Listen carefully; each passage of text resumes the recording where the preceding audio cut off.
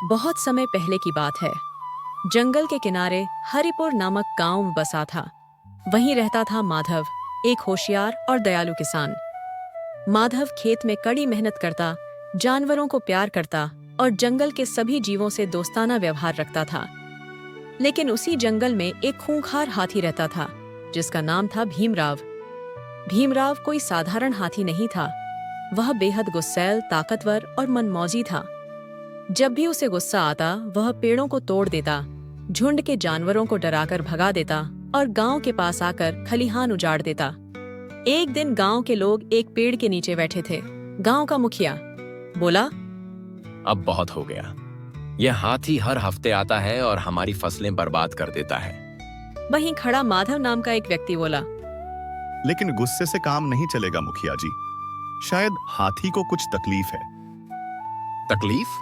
वो तो जंगल का राक्षस है माधव। अगर ऐसा ही रहा तो हमें उसे पकड़वा देना होगा। लोग डरते हैं, मगर माधव चुपचाप कुछ सोचता है और चला जाता है।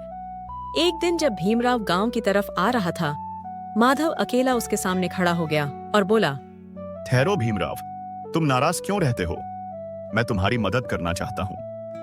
भीमराव गुस्से में चिंघाड़ता हुआ बोला, मुझे किसी की जरूरत नहीं। सब इंसान धोखेबाज हैं।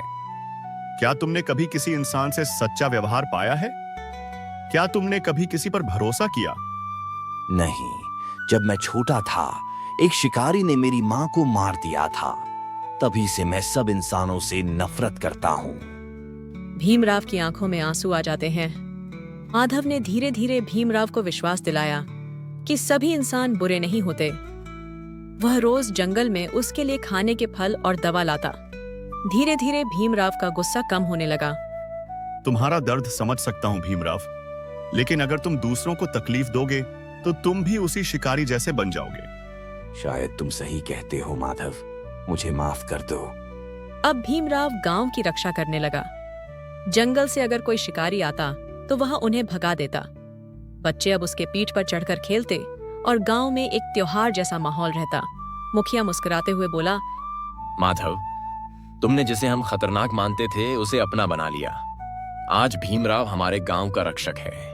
गांव वालों ने माधव को सम्मानित किया और भीमराव के लिए जंगल के पास एक शांति उद्यान बनवाया, जहां वह आराम करता और बच्चों को कहानियां सुनाता।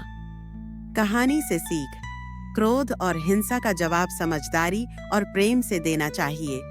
वीडियो को लाइक और AK टून्स चैनल को सब्सक्राइब करें।